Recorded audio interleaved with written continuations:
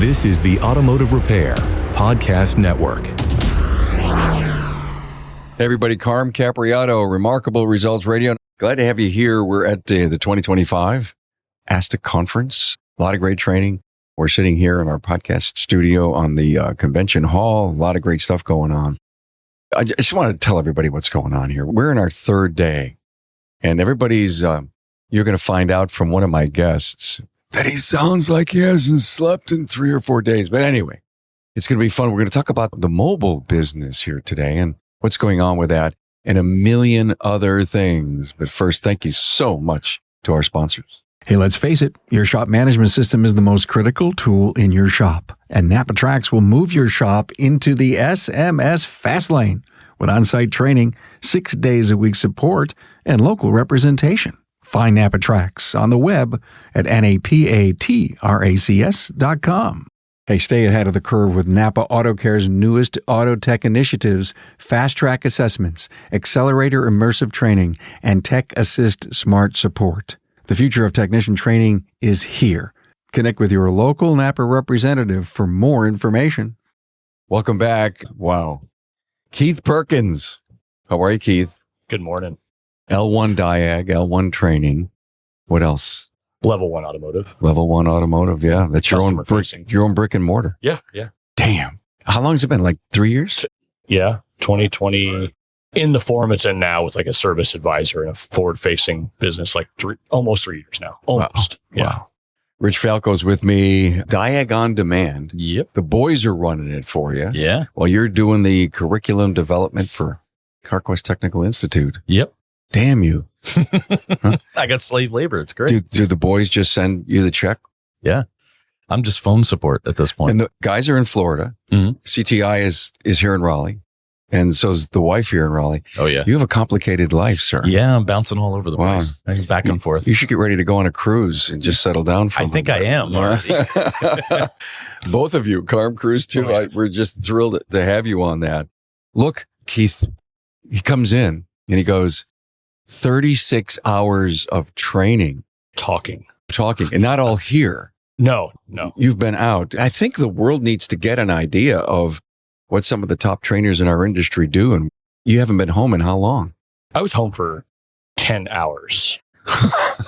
Oh, yeah. Okay. So I did a CarMax event. I was supposed to fly out the following morning to the Christian Brothers event, and flight stuff was all trashed. Everything for American. Telecom was down in Dallas. So I had to drive. So I drove 8.5 down to Houston. Jeez. Did the event there, taught 3 sessions. Drove back, had to make a pit stop in Dallas for the wife, had to exchange some shoes. Long story. Get back home late Tuesday. Get back late Tuesday. Take clothes out of all my luggage, throw it in the washer dryer that's in the closet. You got a washer dryer combo for efficiency because I don't have to run up and down stairs. And pull them back out the following morning at 3 a.m., throw them back in the same luggage, jump on a plane, come here. Too much information. Wait a minute. We could do a TV show, one of these reality shows. Yeah. They wouldn't be able to keep up with us. Yeah. No, honest to God, really. They have to run 2 or 3 camera people to take shifts. Yes. By the way, guys, where's all of our young trainers going to be coming from in our industry? That's a good question. I feel really terrible because I thought I was a young trainer. I'm sorry, but you are. You are. Yeah. But you are. And in fact, you're one of the ones who probably needs to get out there and start assessing and evaluating and recruiting too. Yeah. I've got one of my guys who is interested in doing in-person training events. Okay. So, Jeff, we're calling you out here. You got to. Now, he's already told me he's taken all the steps. Really, I'm calling out Rich because I was just going to say. I told him we got to do a boot camp because I've said it a couple of times. We got to do a CTI boot camp again. Yep. Run Jeff through it. And then Jeff wants to do the local regions for training. The boot camps are important. I've actually had some side discussions here about this whole concept. And I don't mind repeating it just for a tiny moment here. Yeah. I think it may be worthy for our audience to hear this. There's a lot of people that want to train, that feel inside of them they have it, but they just don't have the chops as to how to do it. Yeah. Okay. There was this thought, and the thought was, and it came from Matt and a couple of other, who was here, Trace? Matt and Bob Leonard. The idea was this: take some of the scholarship monies that are out there that aren't necessarily being utilized to a point, and there's not enough people applying, carve out 4 to 5 scholarships for Train the Trainer. Hire some of our top retired trainers to come in and do that 5-day, week-long boot camp to transfer the charisma, the quality, the knowledge transfer, the pay attention to the audience, the walk on, the preparation, the shake the hand when they're walking in, all that stuff that brings the training experience together. And you take that scholarship money, you pay the trainers that are going to train. And maybe we cover the plane ride for these up and coming. I mean, submit to me an application and you want to go to the Train the Trainer boot camp independently, not necessarily a brand like yours. What do you think? Is that crazy sounding? Not at all. Not at all. It's not bad. Separate of CTI. Yeah. I mean, CTI has done boot camps for 20 years. But it's been a while. Instructors. It's been a while. Yeah. Oh, absolutely. I have more than once, I bounce around classes at Vision or here or whatever it may be. And I walk out and I'm not frustrated with the technical content. It's how it's being presented. That's what I keep hearing. Even just basic PC skills. You have an instructor up there that's spending 15 minutes to figure out how to put a window screen up on the projector. And it's like, Alt tab, dude, just hit Alt tab, so, and you lose the audience if you're spending 10 minutes just fumbling with your laptop up there. So if you're seamless in how you can share your stuff, it really does help. And again, I mean, having a John Thornton or any of the, well, we were thinking legacy of John and Scott. Yeah. Scott Mann and John Thornton. Yeah. Get them out of retirement, a couple of weeks a year, pay them really well. Yep. Okay. Really well to do this because they're deserving of it. Fly the wives out, make sure it's a family thing. Okay. I don't go anywhere without my wife. I know, Liz. God. And Liz taught something here, didn't she? No. Okay. Well, she might have presented with the class next door to mine. I don't know. She was heavily involved. She's like me. She talks a lot. Maybe she's not teaching, but she's teaching. I know that only because after her class, there were 4 other shop owners questioning her about what she said. That's good, though. Yes. Oh, my God. And not in the bad way. They will, how are you making that work? Yeah. How does that work? We can't get jobs scheduled. We just pull 4 cars in a day and hope we can touch something. How are you guaranteeing people days that you touch cars and have 40 cars in the lot and constant phone calls? It's always great. The students come up to you guys at the end and to actually verify that they were in the right class and you got through to them. Oh, yeah. Yeah. Great feeling, isn't it? Oh, it's awesome. If I don't have questions afterwards, I failed something. That's what I feel like. It hasn't happened yet, but I would feel like if I got done and everybody was just like, thanks, great class, and left, I would reassess everything that happened in that class. Did you do ADAS here? Did not. Okay. Yeah. What did you do here? Now you got to go through everything in the past week. So I did keys and immobilizer. Yesterday morning, I did our push to start class, our CTI class. Both CTI classes. One of them I wrote, one of them Peter put together. And it was a really cool class. I really like it. It's different because I would have taken that class to a totally different direction. But the way he took it was like, oh, this is what everybody needs. When you press that button, what happens to make the starter turn? Yeah. Yep. You don't have an ego. I mean, it doesn't seem like you got to present your own material. No. I enjoy it more because I'm more familiar. It gives me less anxiety. Exactly. If someone's going to ask a question and I go, I wasn't there at that car. I don't know. So this is part of what we do in the boot camp, talking about owning the material, how to have that confidence. People wouldn't know that I didn't do that car. Is all the training built on case studies? Not all of it. Okay. Not all of it. It's a lot of theory. Yeah. It's good to have a case study to back up the theory that we're presenting. I'm not a big fan of case study classes where it's just an endless, here's how I fix this car. Here's how it becomes, look how smart I am. Got it. Give them the theory. And if you've got a case study that backs that up of how we diagnosed using that knowledge. But here's one of the problems. Oh, the scope says this, and you could show all these different screenshots of what you could see or should see, right? Mm-hmm. The word training is part of my language shift. And I gave my keynote yesterday on the rise of the specialist. I got so much positive feedback. I got to tell a really cool story. Can I tell it? Yeah, sure. Please. Okay, it's your show, Carp. I'm going to speak to the Illinois Automotive Instructor Association in a few weeks in Peoria. There's going to be about 150 in attendance. And the guy who actually said, Carm, we need you to come out. We want you to come out. He was in the audience yesterday. And he's already gotten my declaration on the rise of the specialist. And he says, we're already changing the curriculums in our school to specialists. Oh, that's nice. That we're going to be training automotive specialists, not mechanics, which is ultimately, from the consumer's perspective, all we really are is mechanics. And all the positivity that came back and all the ideas. I have another idea of a language shift for you. And I talked about the word training. And I don't want to bemoan what you guys do, but in my mind, you're not trainers. You are educators. Okay. And the word training, and we use it again, one of those casual, always things. Someone came up to me. They wanted to help in this language shift. And they said, Carm, let's stop and think for a moment. We train athletes to do this repetitive thing to make them so good at what they do to see and understand the moment they're in. And that muscle memory has to click in. And that's training, lifting the weights and doing all these things. And he says, and even to make it sound worse, Carm, we train dogs. And I go, oh my God, you're right. Do the trick again. Do the trick. Yeah. Over and over. Here. Here's your treat. Yeah, here's a treat. And think about that. Did you have treats in your class yesterday? No, you're not. I had to think about it. I was like, wait a minute. That might work better. I'm missing something. Okay.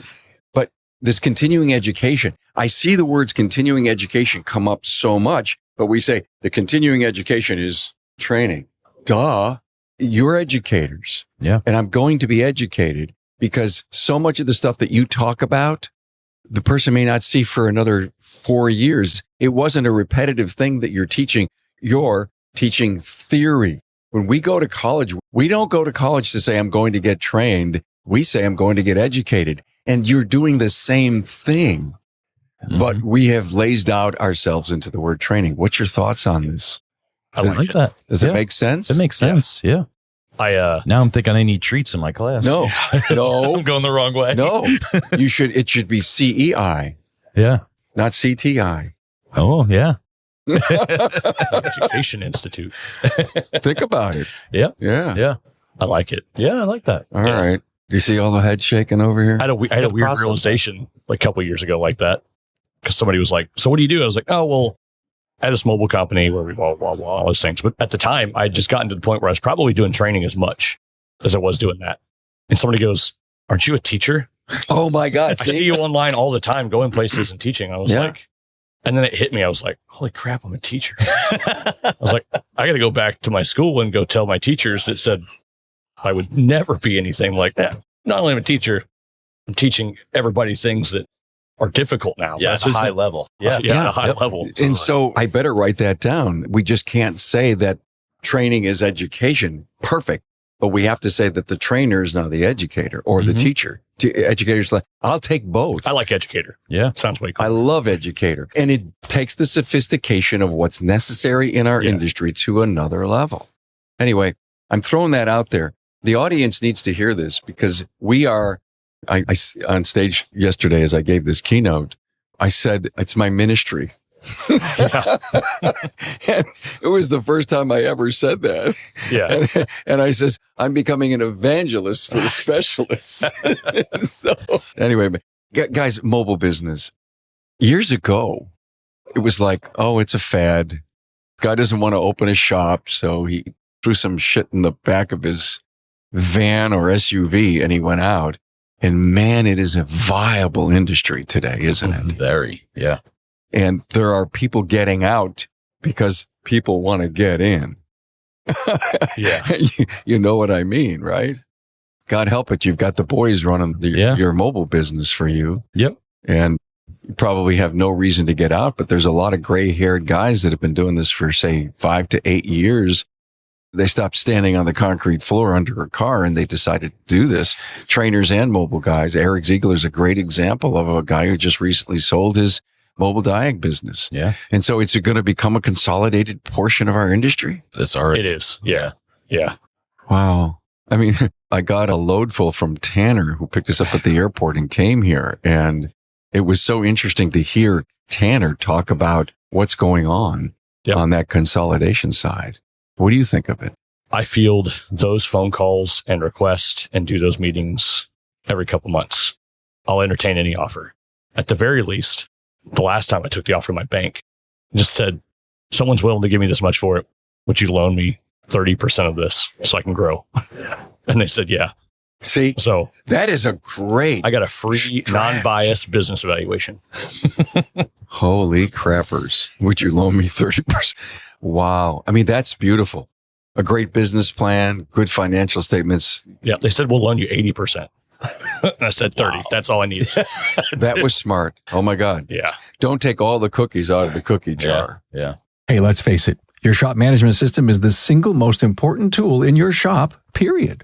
NAPA Trax has made selecting the right shop management system easy by offering the industry's best, most comprehensive SMS. Now, it all starts when a local representative meets with you to learn about your business and how you need to run it. After all, it's your shop, so it's your choice, and having local representation is a huge plus. Customizing Trax to your business, whether you're a one-person shop or a large multi-bay or multi-location company, a representative consults with you to help optimize your shop's workflow, efficiency, and profitability.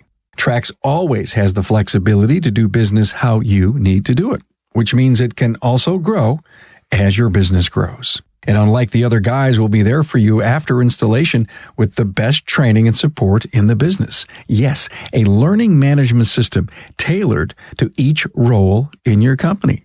Simply put, Trax was designed and built for shop owners just like you. Visit us on the web at NAPA Trax. That's NAPATRACS.com. The automotive world is changing fast, and customers are expecting speed, accuracy, and confidence in every repair. To keep your shop competitive, your technicians need training that's smarter, faster, and future-focused. That's why NAPA Auto Care is excited to introduce 3 new auto tech initiatives: Fast Track Assessments, the Accelerator Training Program, and Tech Assist. It all starts with Fast Track Assessments. This tool pinpoints a technician's exact skill level, whether they're a student, job applicant, or a new hire, so you know their strengths and where they need improvement without putting a customer's vehicle at risk. Then comes Accelerator Training Program. Using immersive technologies like virtual reality, augmented reality, and AI-driven simulations, it compresses years of technician development into just months. Trainees practice real-world jobs, alignments, brakes, diagnostics in a safe, virtual-first environment with instant feedback. Instead of tying up your senior techs, they can focus on customers while new hires become billable, competent team members in record time. And once they're on the job, Tech Assist keeps that support going. Through AR-capable smart safety glasses, your technicians can instantly pull up torque specs, wire colors, component locations, and even connect with a live expert who sees exactly what they see, providing guidance step by step. System integration with information platforms and DVI streamline workflow and boost efficiency. This assess, accelerate, assist approach helps your shops deliver better quality repairs, faster training, and long-term success. The full solution launches March 2026, but beta registration is now open. Want your shop to lead the future of automotive training? Connect with your local NAPA representative today. So I've been seeing the writing on the wall of, and this is where like Rich is going to be like, oh, I didn't know you were going to say that. But so for years, I've noticed that the consolidation happens. And what's going on is a lot of these larger companies are making deals directly. It's mostly collision centers. So if your mobile business is predicated on just collision work, it's very volatile, right? Rich? I'm learning that firsthand. Yeah, right. Absolutely. Yeah. So I diversified. And that's why I said, okay, I'm going to open a brick and mortar shop. I'm seeing that diagnostics looks like something you could never mass produce. They're taking all the ADAS work because they can get the lights and codes out, whether they bend the bracket, move the target, whatever. You can't fake your way through a diag because you just don't fix the car if you don't actually diagnose it. So I said, all right, I got to find a way to capitalize on the diag part and grow that. So what I'll do is I'll start a brick and mortar. I'll continue to service all of my clients mobilely that I can. I will push them to send me the diagnostic jobs by sending the customer to me. Take the load off your shop. Don't deal with it. Send the customer to me. Build my own customer base. Last year was the first year it happened, but our automotive repair shop did more than our mobile business. So it's growing more and more every year. I was going to ask you that. So mobile for us isn't ever going to go away. Wow. We're always going to drive around a program, but there's always going to be a remote company that will do it cheaper, a new tool that will allow someone else to remote in and take all the gravy work. So we're going to continue to provide the solutions that no one else can offer And that's the thing that we use now, is that I can do every single thing, period, which is not the financial viable thing. So these big companies are never going to look at me and go, we want that model. We want the lowest ROI possible model where you buy all of the crazy tools and do the jobs nobody else can do. Because of that, I don't have 2 boats, but I do have a team of technicians that would do anything to take care of the business, that serve people like nobody else possibly could. And we're going to be there forever. I didn't know boats was a determination of success. Yeah, it's not. It's not. It's big block Chevrolets. Oh my God. How many of them do you have? Only one, but I'm really excited about it. What's a big block Chevrolet? Yeah, I got my 15th car last week. So I got a 99 Suburban with a big block. You have the big garage for them? No, it's not flashy. I like eclectic stuff. Okay. Hybrid Escapes, Chrysler Crossfires. Okay. Nice. Are you ever going to go brick and mortar one day, Rich? I don't think my guys would ever do it. And I had brick and mortar for 15 years up in Jersey. I can look back and say I regret selling it, but at the same time, I was burnt out when I sold it. And I don't know if I would still be married if I still had it. So, so I'm here where I'm at, and we'll play it by ear. And like Keith said, there's a lot of companies, a lot of competition out there. So anybody can do a calibration, and not anybody can fix a car. So you have to be able to say to that shop, well, yeah, we can do the calibrations. And when it goes wrong, we can also diagnose that problem. Yep. So are you doing calibrations on the road? Mobile? Yeah. You are? Yep. What's the equipment you're using?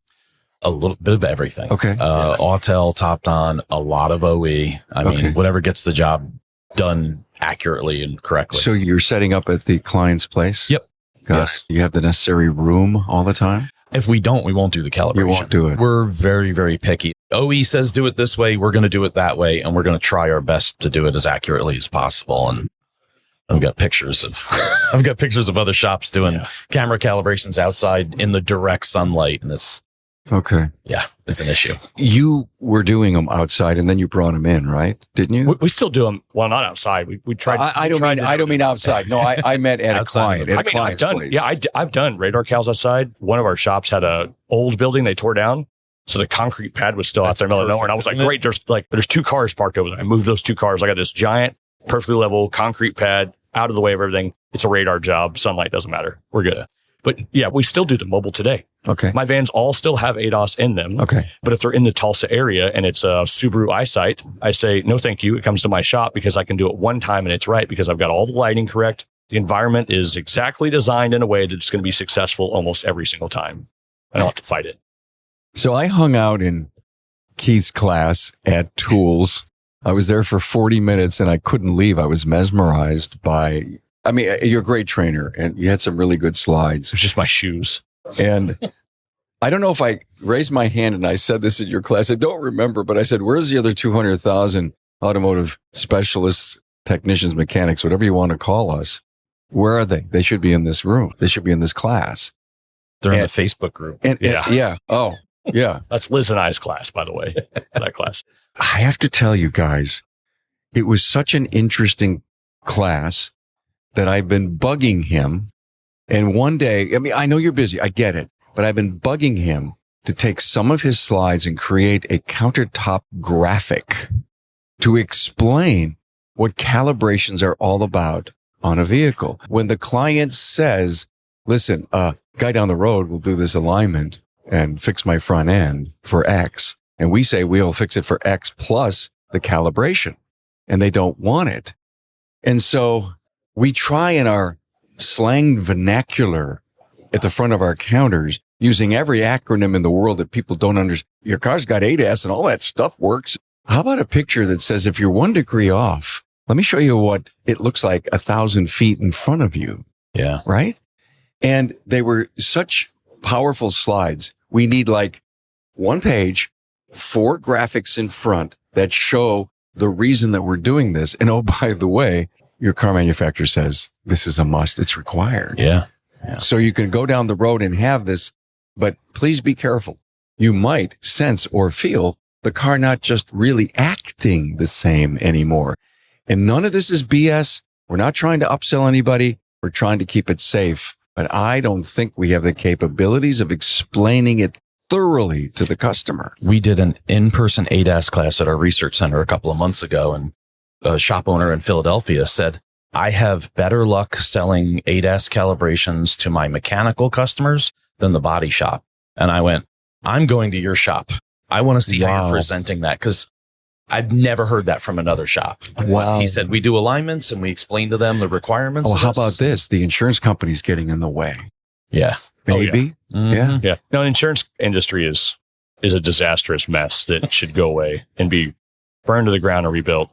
That's a pretty heavy comment. Yeah, and I agree. If you're a direct repair shop provider, you probably haven't fixed a car correctly under insurance. You're not being paid to do it correctly. I can promise you that. Yes. It's the laws of the insurance company. The insurance companies are deciding how the cars get fixed. Yeah. And how much they'll pay for it. I can almost guarantee you, and hopefully this will raise crazy amounts of contention about this statement. I can almost guarantee you that if you got your car fixed under insurance and you didn't pay anything but your deductible, it wasn't fixed correctly. No one's proved me wrong yet. I said in my class yesterday that the shame of it is somebody really important or famous needs to get hurt or killed in an accident. It's going to have to before it happens. Yeah. Before anything has changed, somebody really important is going to get hurt. Put the fear of doing it right. Before a politician goes, wait a minute, we don't have a standardized training. These systems don't all work the same way. We're going with the cheapest bidder to calibrate a safety feature. It's crazy. Do you remember the Dodge shifter recall? I said that yesterday in class. I said an actor from Star Trek had to die before Dodge fixed the guy who played Chekhov. Yeah. Yeah. I know that. What a shame, huh? Yeah. Yep. That's the only reason why that recall happens, because there was enough of a stink of this everyone had been driving about on every forum. Every forum out there with every owner goes, this is dumb. I can get on my car. The car rolls. Sometimes I think I turn the radio down and I put the car in low. Yeah. Really? That's how that got fixed. Somebody famous died. You got crushed against the wall. Yep. I mean, he got out of the car to get his mail or something. Yeah. Yeah. And his driveway was sloped. So he walked around in front and got the mail, and the car pinned him against the wall and he passed away. Oh, unbelievable. And then I think of the words sublet. I think that is it changing? Do you hear that they're trying to get more control of the sublet? Because the collision shops would, you send them the bill and the insurance company paid it, but rumor has it that they're trying to take a little handle. Oh, it's no rumor. It's not State Farm put out a price list and said, this is all we're going to pay for a sublet on these kind of for this specific calibration. I don't remember the prices off the top of my head, but they're. Why wouldn't the collision shops seriously invest in their own equipment? Some of them do. I know, but some of them don't. No. Mm-hmm. The same guy who's really good at fixing the body and painting the car is not going to be good at diagnosing a no-com on a radar after the repair is done and then calibrating the radar. It's two skill sets. And I also think some of the body shops think they're shifting the liability to somebody else. Right. I'll have him do it. So if it doesn't work, it's not my problem. Okay. Yeah. I love where we went. Thank you so much for this really refreshing dialogue. If someone came up to both of you at this event and they said, what would it take for me to start a mobile business? How many times have you got it at this event? At least 5 or 6 for me. Into the mic. The mic. Oh, sorry. I've had 3 or 4 people while standing in the advance booth ask that question. So what are you going to, a couple things you're going to say to them? Honestly, the first thing I tell most of them is training. I said, you need to know what you're getting involved with. And I point them to obviously CTI, but also Keith. I tell them I'm to this day still paying a subscription for Keith's because he's got every manufacturer programming video out there. And, when my guys call and go, we got a Nissan CVT tomorrow and it's convoluted and I'm like, go watch Keith's video and, call me tomorrow and we'll walk through it. So, but training is step number 1 before anything else. If you're getting into mobile, and also do the research into, does your market support it? Who else is out there? I hate to say it, but I talk to all the mobile guys. There's a Russian in every town named Alex. Yes. Or a locksmith that's doing programming. And a lot of them are using hacked tools and taking shortcuts. That's why you said Russian. Oh yeah. It's always a guy named Alex. And the shops will go, oh, we got this Russian guy that does that for us. And he's doing it for $75 and the subscription is $50. So it's like, not anymore. 4 went up to $120 for the short term. Yeah. So they really need to do their research to see if this is something that is supported that they can make work in there. Before I decided to do this mobile thing, John Rogers, who's been doing this for 20 years? Yep. He John called me and he goes, you call me. We're going to have a conversation before you do this.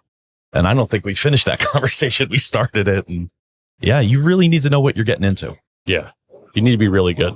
There's been a couple of mobile techs that come mobile, like they're doing brake jobs and stuff in people's driveways. And he's like, I really want to get into programming. And I'm like, okay, you need to talk to Keith. You need to talk to Isaac to take some of the CTI programming classes to have an idea of the level of equipment you're about to get involved with. Cause they think they can buy a Autel J-Box and go out there and program every make and model. And that's just not realistic. You buy a J-Box and you can get $10,000 of equipment and program 85% of everything you touch, which is the same as what everybody else is doing. Mm-hmm. Yeah. You got to be able to do that 92%. Yeah. To really say yes to all the jobs and not lose out. Do you talk to them about, to me, one of the things that I would say to someone confidentially, what are you making now? Oh, I don't ask that question. Think about that. That's what are you making now? Happy, secure, wife working. What are your responsibilities at home? Because you got to market your company. You just don't go out there and make the same amount of money you're making today, unless you're making so little now and you feel you're so talented and you could do a lot. And maybe you can double what you're making in a couple of years, but there's a wait time to get where you would love your business plan to go. It's a business. This isn't just a little hobby thing. No. Because to what you both just said, a guesstimate on what's the investment in that vehicle that you're driving around. He would probably know better than huh? me. I mean, 6 figures for sure. 6 figures for sure. It depends upon the cost of the vehicle, but no, forget the vehicle. I've got inside the vehicle. Yeah. No, it's not quite 6 figures. Depends upon, again, what the mix of what you're doing is. Okay. A lot of it's the mix of what you're doing. So because 35 to 80? 72,600. Okay. That's our standard loadout. Wow. Look at that. I knew he had it. That's why I said ask him. But I got to clarify. Someone's like, that's outrageous. We're doing it for 30. I'm like, yes, but can you do Mercedes keys? Yes, but can you do? Mm-hmm. So what I found that works in my market to give the mix of what I need to be uber competitive and do things no one else can do, 76,200. I've almost got all of it shifted to Isaac. So for those listening, just call Isaac and be like, I want a Keith loadout, and it'll be pretty dang close to having everything. And if Isaac was here, we would be hearing from him. Yeah. I have a mobile mechanic in my area who we literally crossed paths at a shop. I was there programming. He was there doing something else. And he asked me, oh, wow, you do programming. I thought about getting into it, but he did the research and realized it wasn't worth it. And he says, will you guys do it for me? And I said, I don't go to people's houses. So find a shop that you deal with and we meet at that shop, or a shop that I deal with. We meet there and we do the programming. And it's been great because he knows what he can do. He can do brake jobs and diagnostics, and he'll call me and go, hey, I got a car with a bad BCM. When can you do a GM BCM? And, me or the boys meet him somewhere and get it done. Are you surprised of the number of shops that haven't mentored or educated their people to know how to do this? No. You're not surprised. No. It's just... I buy their equipment at liquidation auctions. Okay. Yeah.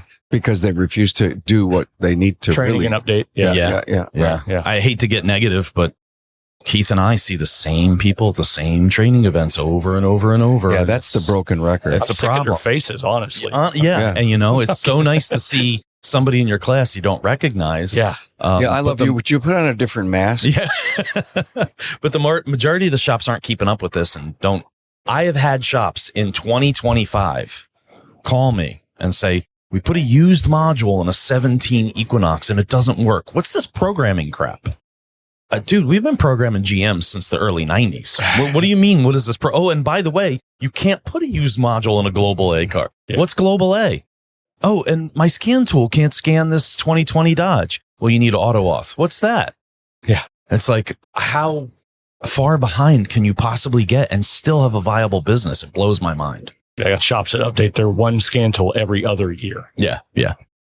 And we won't say the name of the brand of that scan tool. You said a really powerful word. You said viable.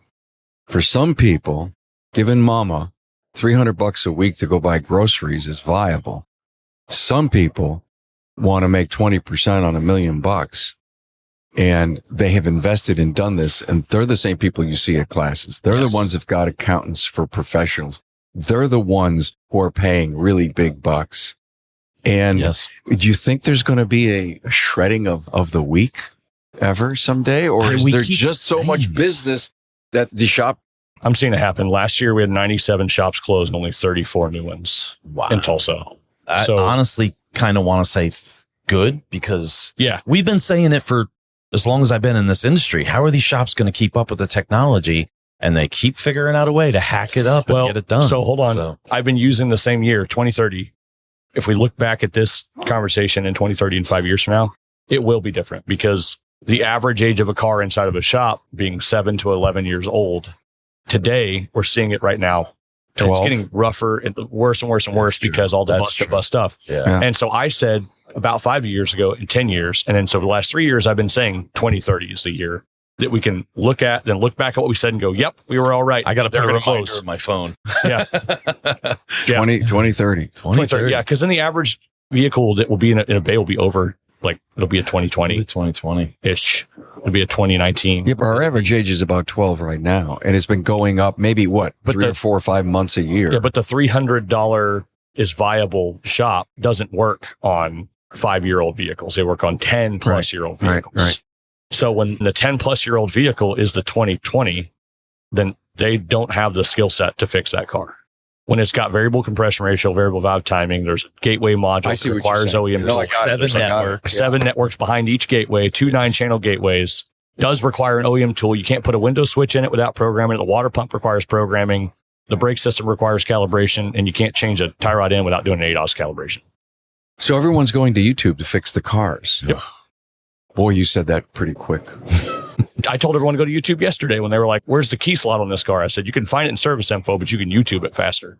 I don't mean YouTube's 99% trash of what's out there. And there's 1% of fantastic information, great people. Same thing with TikTok and all the other things, right? But you got to find that 1%. Yeah. And you got to be able to differentiate. You need to know enough to say, okay, that's not good information. Yeah. So how is it that a friend of mine, a former tech, he's a hands-on, he's got every piece of equipment in barns that he's got on his property, right? He will never go to a professional for anything. It's just how he was built. But he also owned a shop for like a dozen years. He went out and he bought a $500 tool online to fix his wife's Lexus and his son's truck because he needed to have codes and do some things. And I was blown away by that. Is that going to continue, that kind of access and availability for people, DIYers, to fix their own vehicles? Yeah, to a point. There's going to be a limit to it, but they're always going to be able to get something, some Amazon special that'll give them some data or at least pull a code. But it's getting, like Keith's saying, it's getting to the point where if you don't have the special functions and bidirectional controls, you're going to be lost. But I think the backyard mechanic is going to be there, but it's just going to be limited to what he can do. Yeah. I'd much prefer them understand their limits, though. That's the problem. Is they don't understand their limits a lot. Yeah. They don't know what they don't know. And Right. the next thing, they take a bumper off and now every parking sensor is freaking out and they don't know why. And Yep. Yeah. We had that one. Guy fixed his own Highlander. His wife bumped into something. He's like, I pulled it off. I painted the bumper. I put it back on. I just need the park sensors calibrated. And I said, I'm not going to do just the park sensors. You pulled the bumper. The front radar has to be done. That's what the OEM service information says. He's like, well, I only want this done. I was like, you're welcome to take it wherever you would like, but we are only going to do it this way. Yeah. He's like, every place I called says I have to bring it to you. I said, because we only do the job right and make sure it's repaired correctly the first time.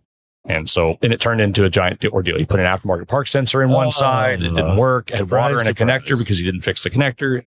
You know any shops that also have a mobile specialty business? Yeah. Are there a lot of them? No. Kirk is the one I model my stuff after. oh, yeah. Gladney. Yeah. Yeah. Kirk Holland from Gladney's. Yeah. He's low profile. You will never get him on a podcast. He won't do that. I think Matt's trying, isn't he? I don't know. Possibly. Matt tried today or yesterday. Yeah. Yeah. Kirk is the most humble human being. He runs an amazing facility that he takes care of his people. Like, I try to model all the cool things I do after what Kirk does. Wow. Jeez, I got to go to My Kirk's. role model. So he's got brick and mortar and a mobile business. Yep. And he started mobile and built a brick and mortar. just like you. I mean, Me just like him. oh, Me just like him, not him just me like just like him. And in that kind of situation, there's no conflict with the shops in town wanting to use his mobile business to help them out? No, he won't do diag though on the road. Ah, okay. Yeah, which we're pushing. Anywhere I have a brick and mortar, I am pushing my mobile shops to push the diag too. We doubled the price of diag on the road and kept it the same if they send the car to me. That's smart. And some of them still want me to diag it there, and that's fine. So what's next for you, What day is Rich? it? I don't know. I leave for Kansas City tomorrow. God, you guys, are you going to actually have a chance, Keith, to slow down for a few days? I'm home all weekend. I don't have to teach again until Friday, and it's in Tulsa. There you go. Whoa. Nice. Yeah. Nice. And so you're going to a CarMax thing? Doing a CarMax thing on Monday. We have a huge amount of classes for CarMax for October. That's what I'm doing Friday. Then I slow down. Yeah, I think I'm in Vegas on Friday or no, LA. What are the classes? Diagnostics, brakes, steering and suspension, scan tools. Okay. CarMax sees the need for training. They really do treat their techs well and train. They know they need it. It's like, hello, industry. Hello. Yeah. And you're right. Keith, the same faces. That's what everybody tells me. I mean, you're getting to have friends from all over the country showing up. And I guess, here's an idea. If there's a new face, raise their hand. First time at training, first time in this class, you need to celebrate them. I did that at the CBA event. I asked how many was the first MTD. I always do it at Vision. Vision. I'm like, who's here for the first time? Celebrate them. And then I tell them, everybody applauds them. And I go, don't just go back to your hotel room. You go to the lobby. If you're sitting down and having lunch, you sit down with total strangers. I want you to you network. In fact, meeting and shaking hands with the people that are left to right, front to back of you as an individual, you could force them to learn and meet new friends that could benefit them for the rest of their lives. Oh, absolutely. Wednesday night, Tanner's sitting there talking about a car that he figured something out on. And I went, I have one of those right now. I called the boys. I said, hey, you let Eds know we know what's wrong with his car, and it's just that kind of networking and talking with people that I call the boys. That is just too cool. Well, even shops do it now. Like I'll show up and they're like, we were hoping to get the boys, but we got you. Oh, that's really funny. You're still early on. I show up and they go, new guy, huh? And I go, yep. I told him, I said to Zach, when we first started, I said, I don't want these shops to know who I am. I said, you are the face of the business and I'm just backup. All right. So, Keith, where do you get your energy? I have a passionate drive where I just can't. It's a mental disorder, that's that I just can't stop pushing. But I don't know. I'm like Isaac. We manufacture caffeine in our body. Yeah. So we just can't slow down. Even if I didn't have the mobile business, it was just CTI, it would be game on, whatever. We've talked about this so many times. That we just both would just, no matter what, we're just going to do something. Yeah. Speaking of caffeine. Yeah. Can you drink a cup of coffee and go to sleep? Absolutely. Yeah. Yeah. You too? I drink them in the hotel room to go to bed. So Me too. Yes. I took a cup of coffee 2 nights ago to the bedroom. I went to Starbucks. I drank a cup of coffee. Yeah. I love the taste of coffee. Yep. Yeah, me too. Right now. That's what it is. Yeah. It's not the fix for me. In the morning, I drink a cup of coffee. I don't wake up. It's just there. I do feel groggy without it only because I'm so used to it. I feel like it breaks my routine. But it's not the caffeine. It's just the water. Yeah. All right. Hey guys, this was enlightening. We went to a lot of fun places. We've been all over the place. Yeah, I feel like I was in a Fanslow podcast. Welcome to my circus. Welcome to what's like inside my brain. Yes. To our listener, listen to learn just one thing. But if you got something and it's solid and you've written it down or recorded it somewhere, just implement it. Do something about it. That's what's going on here. I've been in front of trainers that said, look, you learn anything? Did you write anything down? Go back and teach it, right? Go back and share it. I got to go back and use it. I tell every attendee, don't believe me until you've gone back to the shop and done it yourself, because then you apply it. Rich Falco, Keith Perkins, thanks for being here, guys. Thanks for having us. Yeah, thank you. Thanks for being on board to listen and learn from the premier automotive repair business podcast, Remarkable Results Radio. Get your episodic education on the ARPN listening app at automotiverepairpodcastnetwork.com. Also enjoy the podcast on our Carm Capriato YouTube channel. Carm is all for advancing the professional automotive service industry. Until next time.